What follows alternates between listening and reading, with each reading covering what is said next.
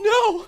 No! Oh God, no! You know, it's always amazed me that the channel blew up the way it did with dud jokes like that one. I mean, look at it. Is that even acting? Oh, and it's so drawn out as an intro, too. Man, it's a good thing we don't do the same jokes twice, because that would just be lazy. No. No. No! Oh God, no! No!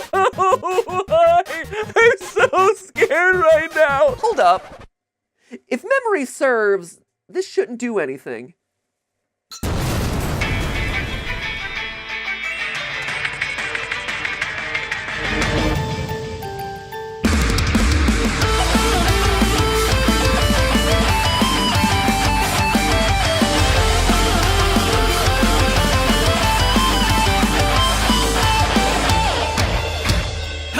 Internet, welcome to Game Theory, where it's not only okay to make fun of yourself in front of an audience of millions, it's encouraged. Since one of the channel's biggest games of last year was Doki Doki Literature Club, I wanted to take a minute, step back, and analyze a topic from the first ever Doki Doki game. Oh, you didn't know it had a prequel? Well, it certainly does. Introducing Doki Doki Panic, released back in 1987 and created by Nintendo's own mastermind, Shigeru Miyamoto. Doki Doki Panic was a big departure for the series. Instead of being a visual novel, the game was actually a What?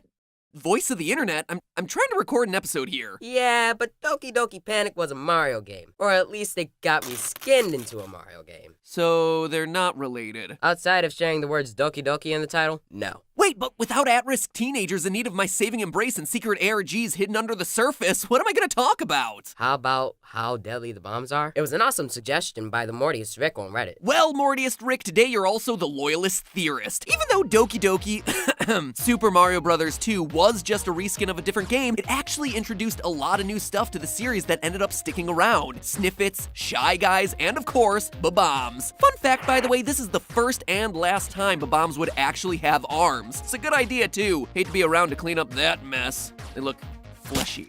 Ugh. Anyway, from that game forward, these bangin' baddies would pop up in almost all of Mario's adventures, spanning a huge range of different sizes, which obviously leads to the question, how deadly are they? Mario seems to be perfectly fine standing a few feet away when they explode, but is that really true? I mean, in the Bullet Bill episode, we found that those things were absolutely useless as weapons. So will the Bob-Omb fare much better? Get ready, because this one promises to have an explosive finale. Badoom-ching. In order to understand what the heck is going on with a Bob-Omb, we first need to know what its real-life counterpart would be. Now, based off of physical appearance, they appear to be modeled after the cast iron spheres that were the go-to ammunition model for nearly 600 years, between the 14th and the latter half of the 19th century. If you've ever stopped to wonder why this is the iconic image of a bomb in popular media, when bombs over the last 100 years have looked nothing like that, this is a large reason why. The classic round design lasted for over half a millennium. Couple that with the rise of editorial cartoons during this period, the iconic design we see so often was made famous back in the mid-19th century in a political cartoon by Harper's Weekly, one of the most, if not the most widely read publication during the Civil War. Since these were the earliest depictions of what bombs looked like in the public, the visual shorthand just kinda stuck and has continued to stick in the public consciousness ever since. Anyway, these spheres were packed with gunpowder, and when the fuse was lit, a fuse that was rarely string, it's worth mentioning, which is surprisingly one of the only things that's factually inaccurate about the Bob-Omb, it would cause the gunpowder to ignite, creating an immediate oxidation reaction that produced a huge amount of gas, instantaneously building up pressure inside the sphere until the iron walls couldn't hold it anymore, and then finally, kaboom! Kaboom indeed. Small iron spheres acted as hand grenades, and larger versions were used as artillery shells. Now, for our calculations, we need to identify which of those two categories Bob-Ombs fall into, since that'll affect how much gunpowder they're going to be packed with. Luckily, Super Mario Bros. 3 gives us all the information we need to find the answer. Notice here that the Bob-Ombs are being shot out of what appears to be a cannon, but that's not quite accurate. Cannons have long barrels and fire round shot, solid balls of iron, not gunpowder-packed bombs. More Mortars, on the other hand, are like cannons, but have much shorter barrels and are set at higher angles. The reason for this is that they launch explosive shells. If a cannon were set up at a high angle, the iron ball would just shoot up and then fall to the ground, burying itself. It would be pretty useless. That's why cannons are always fired at a flat trajectory, so the iron ball can plow through as much as it can before coming to a stop. Mortars, on the other hand, are all about the explosion. And with that information, look again at the Super Mario Bros. 3 footage. Short barrel, high angle, explosive ammunition. But bombs are definitely mortar rounds. But if you're still not convinced, well then, just take a look at these. From back in 1841, 10-inch siege mortars, nearly identical to the ones that are used in the game. So now that we've found our real-life parallel, we can start doing some calculations. Those round black iron shells measure in at 10 inches, 25.4 centimeters in diameter, and each one was filled with a whopping 5 pounds or 2.3 kgs of black powder, resulting in the whole thing weighing in at an absolutely massive 87.5 pounds. That's just under 40 kilograms. Enough with the numbers already. Let's get to the destruction. Jeez, Internet, I know you have a taste for danger. I was just getting to it. Hold your horses. Micro Bob-Ombs are the least talked about version of Bob-Ombs in the Mario-verse, making their one and only appearance in the classic Super Mario RPG Legend of the Seven Stars. Using our tried and true ruler, Mario himself, standing at 61 inches or 155 centimeters, we can run through a quick analysis to find that they're just below half of Mario's height, roughly 35% in fact. This puts a Micro Bob-Omb at about 21.35 inches or 54.25 centimeters in diameter, a little over twice the standard 10-inch shells that were being used during the iron mortar's heyday. To make sure I was getting as accurate numbers as possible, I used this diagram to measure the internal and external diameters of the bomb, since, you know, the iron has to have an actual width to it. That allowed me to calculate the internal volume of bombs of this type and then scale it up with the varying sizes of the bombs. It also allowed me to calculate the ratio of gunpowder to the volume of the bomb to ensure that I was staying true to the construction of this type of explosive. So after doing all of that scaling to match the size of the Micro Bob-Omb, we see that the shell would be filled with 20.5 pounds of explosive powder, 9.32 kilograms. Now, in reality, the actual explosive force of a bomb would vary based on a ton of variables. I went through a ton of formulas. So many formulas. Looking at the tensile strength of iron, which is how much tension it can withstand without breaking, burst pressure of the bomb, heat capacity ratios for the gases within the bomb, the Broad's method of determining the energy of an explosion, and it was boring. It was pretty dull. You think that studying the science of bombs would be a little bit more explosive? Nope, just a whole lot of math, and it was pretty dull when it was written out in script form. So instead, it's just a lot simpler to say this. On average, black powder contains about 3 megajoules of energy per kilogram of powder, which isn't actually all that much when you look at it. That's about the same amount of energy present in a candy bar. Wood contains over 6 times that much energy per kilogram than gunpowder. The difference is, though, that gunpowder releases all that energy pretty much instantaneously, whereas burning a lump of wood takes a whole heck of a lot longer. But with those numbers, we can translate that to the Micro Bob-Omb producing 28 megajoules of energy or 6.7 kilograms of TNT. Matt, you don't know what that means. Jeez, I'm getting to it. Man, kids these days always just want the results of their math equations. Using the United Nations Explosions Consequence Analysis tool, yeah, that's a real thing, we can input our stats and learn that the Micro Bob-Ombs have a fatal zone of 4.35 meters, or a little over 14 feet. Notice how close Mario and the gang are standing to that mini bomb? They dead, son! They dead! No question, they are within the 14-foot radius. Vibrations from that micro explosion would be felt over 80 meters away. That is over 263 feet away. That's the length of 9 school buses. And remember, this is still the smallest bomb to appear in the Mario franchise. Oh, crap. Oh, crap indeed, Internet. So if the tiniest Bob-Omb in the lineage is that deadly, how do the rest compare? Using the same methodology as before, we find that the original Bob-Omb from Super Mario Bros. 2 measures in at about 56% of Mario's height, which might not seem like that big of a difference, but think about those numbers. That is a bomb that is nearly 3 feet tall. tall. A meter-tall iron ball loaded with explosive powder. 38 kilograms or 84 pounds of explosive powder, in fact. That translates to 113 megajoules of energy, 27 kilos of TNT. But what does that mean to Mario in this little bit of gameplay that we see on screen? Well, I'll tell ya, he dead, son. If he's within 23 feet or 7 meters of that explosion, he dead. Flat out dead. There ain't no coming back from that one. If he's not over 90 feet away from that explosion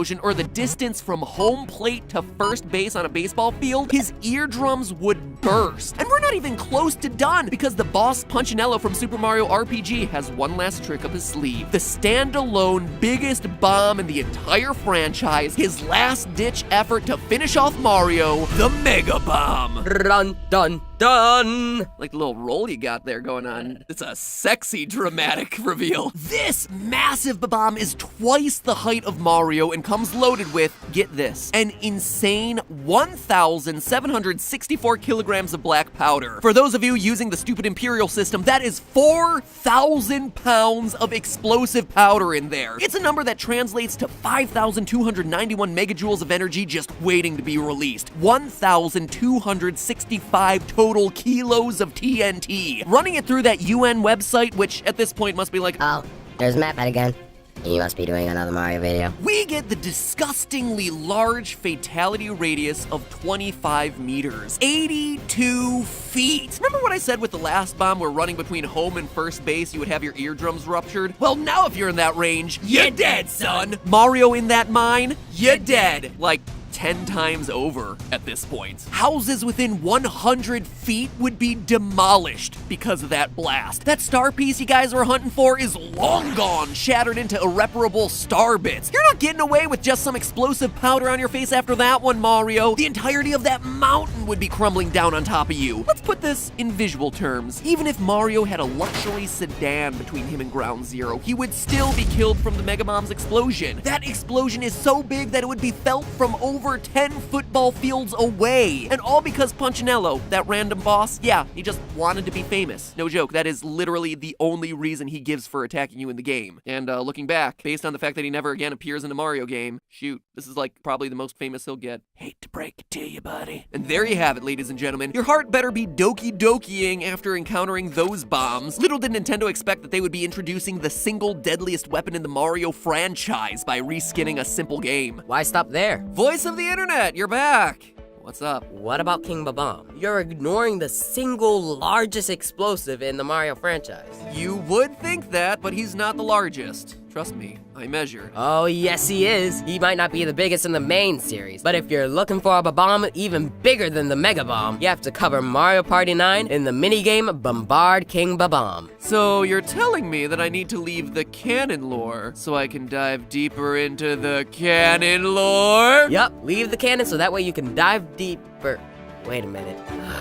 Pun Pat! All right, just for you, internet. Bombard King Bob-Omb features a supersized version of the king, long may he reign, coming in at a towering 8 meters in diameter. That is a 26-foot tall bomb. He is the literal Tsar-Bomba of the Mario universe, and that is no exaggeration. Tsar-Bomba was the nickname for the Soviet hydrogen bomb that was the most powerful nuclear weapon ever created and detonated back in 1961. Its measurements, 8 meters long, and only 2 meters wide. Actually smaller than King Bob-Omb in this game. That said, the fission of an atom is actually going to create a much bigger boom, so even though the king wins out in size, the Tsar wins out in explosiveness. Still, King Bob-Omb's detonation in Mario Party 9 is going to be no joke, and it will absolutely rock everyone across the board. With a size like this, he would contain 27,562 kilograms of powder. That is 61,000 pounds of gunpowder. That's 82,686.92 megajoules of energy, 19,762 kilos of TNT, and what that means is that any building within the span of a soccer field would be destroyed. Anyone who's less than 200 feet away or over double the distance to first base would be demolished. If you were on the tippy top of the Statue of Liberty and this bomb went off at the base, your lungs would rupture and your eardrums would burst. In order to escape feeling any effects of the blast, Mario and the gang would have to run 14,758 feet away. That is 2/3 as long as the Las Vegas Strip and 3/4 of the height of Mount Kilimanjaro. It's about the length of the Daytona Speedway. Forget being the life of the party, being the death of it seems to work just fine for King Bob-Omb. So what does this all mean for Mario? Well, unlike the bullet bills, which were far less dangerous than the damage that they cause in the games, Bob-Ombs are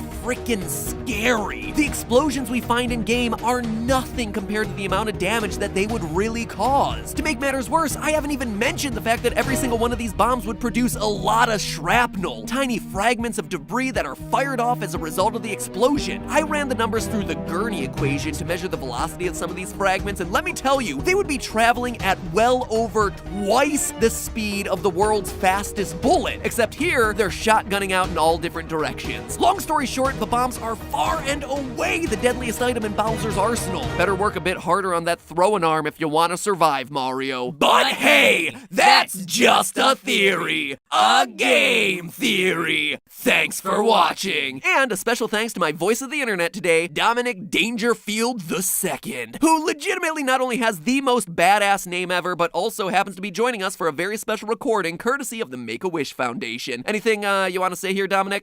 Make sure to subscribe to the Game Theorists, and mainly for Austin. He's my favorite. What? Get it? No! Who gave this kid the mic? Get him out of here! No more pizza for you, Dominic. Like and subscribe to Austin's videos and Matt Pet too, maybe. And bye. Remember, that's just a theory. See you later. Bye. Ah, cut the audio. What do you think of my Sonic videos, Dominic? Get it? Alright. Yeah? Yeah, and are you sure I'm the guy you want to be hanging out with?